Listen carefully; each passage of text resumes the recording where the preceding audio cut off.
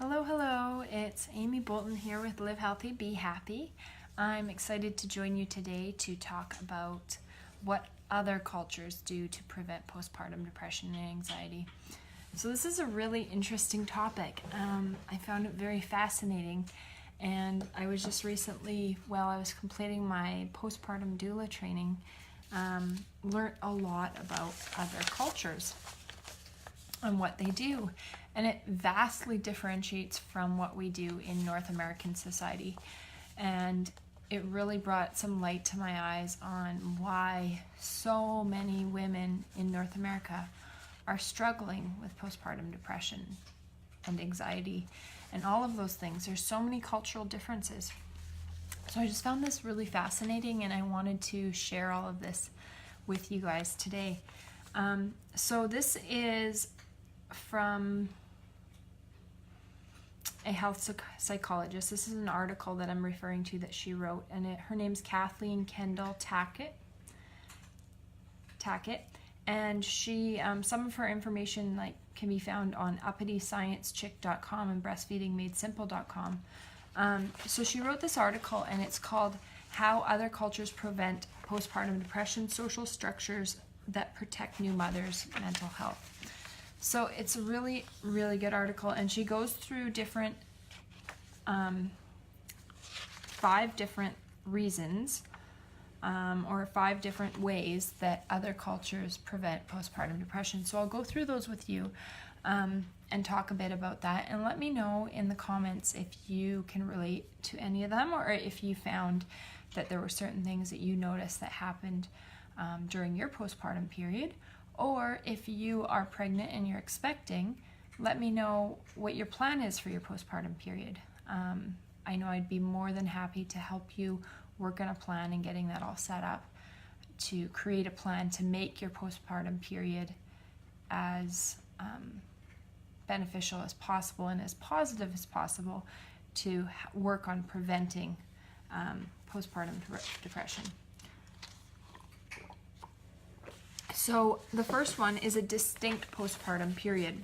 So in other cultures, the mother is supposed to recuperate, and her female relatives take care of her. So it's expected that there is that period after postpartum where she's taken care of.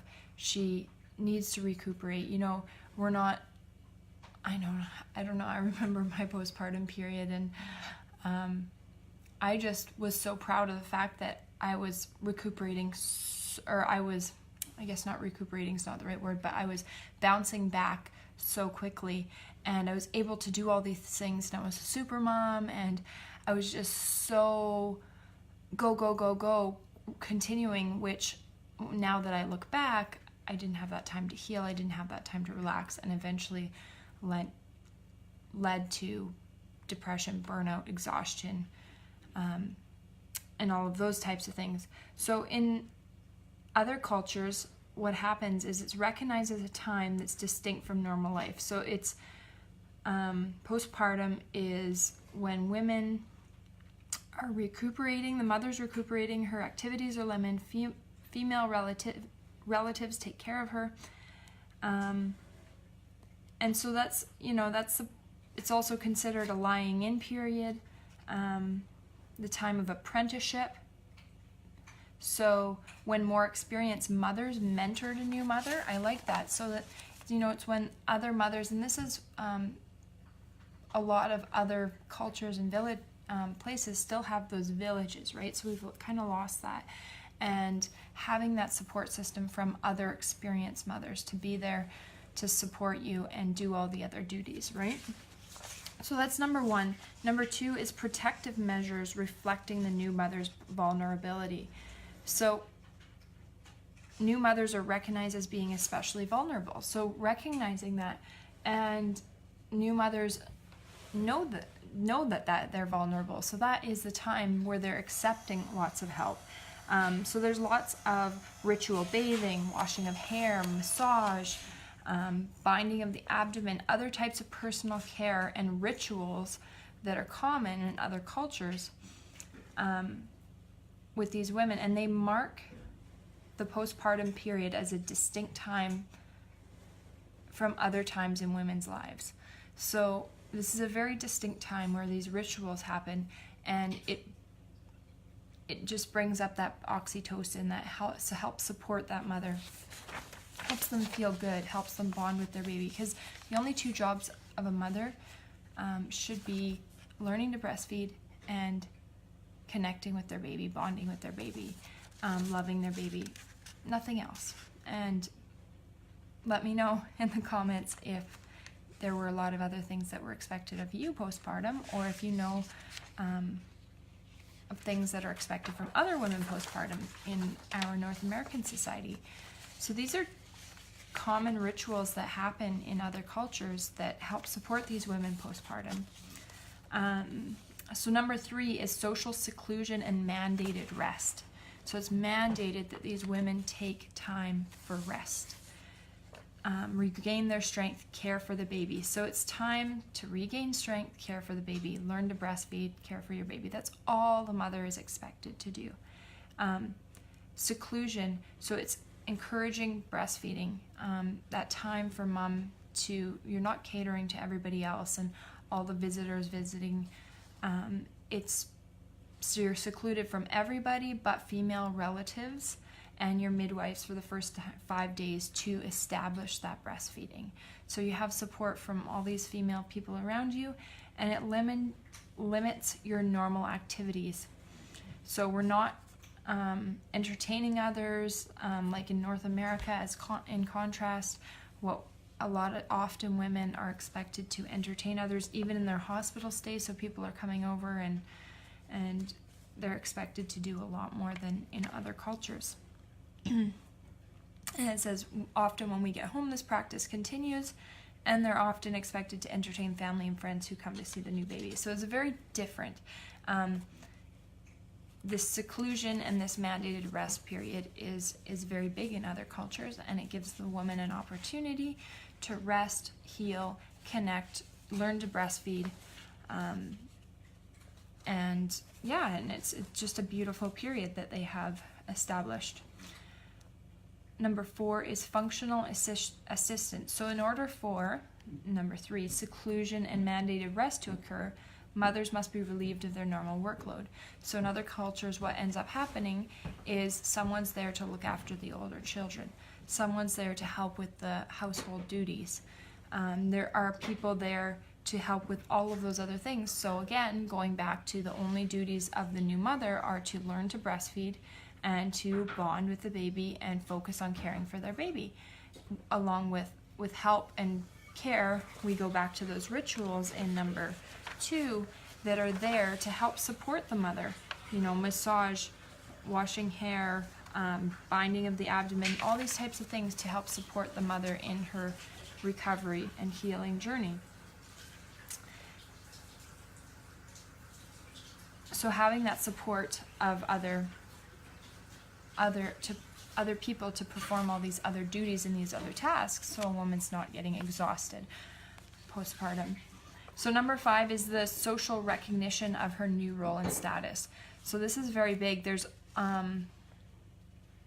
lots of personal attention given to the mother after baby's born. So in a lot of these other cultures, there isn't as much attention given to the mom during pregnancy, and mostly just following baby's birth, and it's the attention's given to the mother, not the baby. Whereas in North American society, oftentimes we find that we're focused so much on the baby. Like, we've heard of baby showers, but yet where's the postpartum shower, the postpartum support after? But yet it's all the attention's focused on the new baby, not so much on the mother. Whereas these other cultures are focusing so much on giving attention to the new mother. And so mothering the mother is what it's been described as. The new mother is recognized through social rituals and gifts. So there's lots of different ceremonies and rituals that are performed in other cultures to support that new mother. So this is one, I'll read it out for you. This is a ritual that happens. And so 3 months after the birth of the child, The Chaga woman's head is shaved and crowned with a beautiful tiara. She is robed in an ancient skin garment worked with beads. A staff such as elders carry is put in her hand, and she emerges from her hut for the first public appearance with her baby. So that's after 3 months of her being supported through all of these steps. Proceeding slowly towards the market, they're greeted with songs that are sung to warriors returning from battle.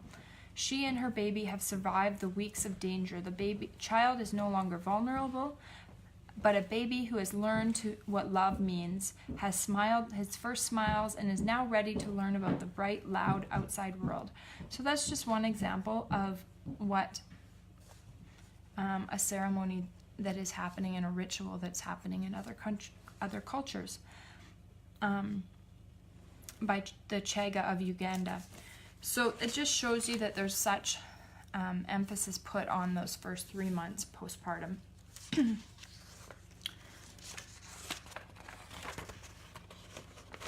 And that ceremony, it's celebrating, that first part of motherhood. Just so beautiful in my eyes.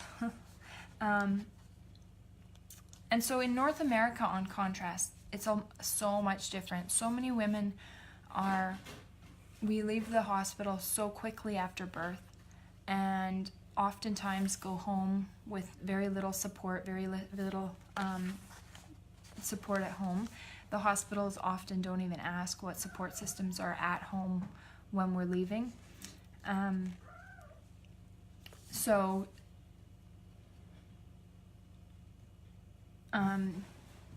And people who provide attention during pregnancy are often not there after birth. So many things happen. And then the other thing is, we feel there's this understanding that we're not to be bothering medical professionals postpartum unless it's something that's like an emergency, right? So a lot of our healthcare facilities are looked at as emergency services. So we kind of keep everything till the 6 months checkup, which is so different in contrast to a lot of these rituals and these other traditions that we were talking about in other cultures. So that postpartum checkup, a lot of women aren't getting that support and seeking that support ahead of time because they're not wanting to bother their postpartum professionals. And let me know if you can relate to that, if that's something that you found you were doing. So they feel overwhelmed and are not seeking out help for themselves. And they feel they must fend for themselves as best as they can. So is there any wonder that many women find the postpartum period extremely stressful? It's like there's such a big contrast there. And like I said again, is it's so focused on gifts for the baby. And so anyways, I just thought I'd share all that with you. Let me know if you can relate. Let me know if you found that helpful. And I will be back again with some more information for you ladies. Have a lovely day. Bye-bye.